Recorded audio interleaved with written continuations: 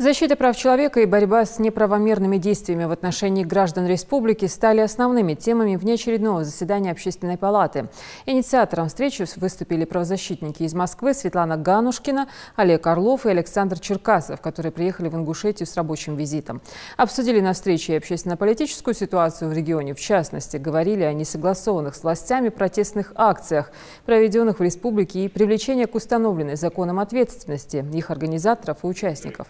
Собравшиеся отметили, что только в диалоге можно найти решение по сложившейся ситуации. К консенсусу готовы как члены Общественной палаты, так и власти Ингушетии. У нас однозначная позиция. Это вызвало еще раз наше пренебрежительное, негативное отношение к этим деятелям, которые возомнили себя национальными лидерами. Мы понимаем, что повлечены были в эти события, вовлечена была значительная часть молодежи,